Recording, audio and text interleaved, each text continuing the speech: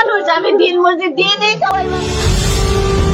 ফরিদপুরের মধুখালীতে দুজন মুসলিম শ্রমিককে উগ্র হিন্দুরা যেভাবে পিটিয়ে হত্যা করেছে, সেই ঘটনার পেছনে গভীর ষড়যন্ত্র এবং ভয়াবহ পরিকল্পনার আভাস পাওয়া গেছে।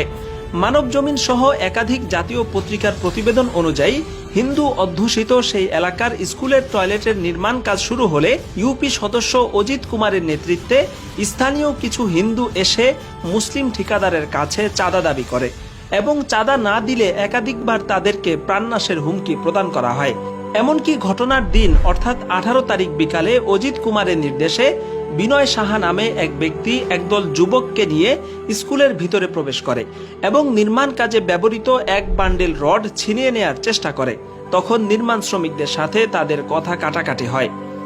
মূলত চাঁদার টাকা না পেয়ে এবং রড ছিনতাই করতে ব্যর্থ হয়ে শ্রমিকদেরকে শায়েস্তা করার গভীর ষড়যন্ত্র করা হয়।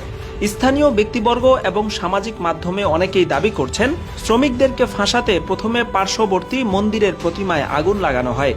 এরপর সন্দেহভাজন অপরাধী হিসাবে শ্রমিকদেরকে অভিযুক্ত করে তাদেরকে দড়ি দিয়ে বেঁধে স্কুলের রুমের মধ্যে আটক করা হয়। পুরো এলাকায় গুজব রটানো হয় যে মুসলিম শ্রমিকরা মন্দিরের প্রতিমায় আগুন দিয়েছে। এরপর ইউপি সদস্য অজিত কুমারের নেতৃত্বে শত শত হিন্দু লাঠি, কাঠ, ইট এবং রড দিয়ে শ্রমিকদেরকে নির্মমভাবে পেটাতে থাকে। এতে ঘটনাস্থলেই আশরাফুল ও আরশাদুল নামের দুই সহোদর ভাই নিহত হন। এছাড়া আরও 3 জন মারাত্মক আহত অবস্থায় হাসপাতালে ভর্তি রয়েছেন। ফরিদপুরে এভাবে মুসলিমদেরকে পিটিয়ে হত্যার পরেও বিষয়টি নিয়ে কথিত সুশীল সমাজকে বিবৃতি দিতে অথবা টেলিভিশনের টকশোতে কাউকে ঝড় তুলতে দেখা যায়নি।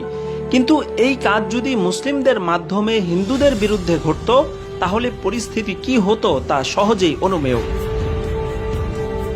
ফরিদপুরের পুলিশ সুপার মোর্শেদ আলম জানিয়েছেন, মন্দিরে অগ্নিসংযোগের ঘটনায় শ্রমিকদের সম্পৃক্ততার বিষয়ে কোনো প্রমাণই পাওয়া যায়নি।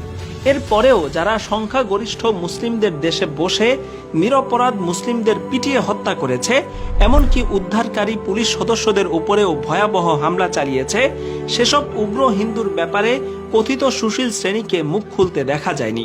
এটা কি 90% মুসলমানের দেশ নাকি পার্শ্ববর্তী কোনো দেশের অঙ্গরাজ্য?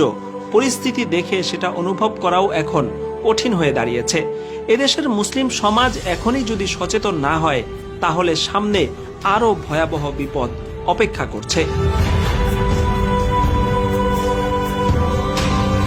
Shakil Anwar, MBA Times, desk report.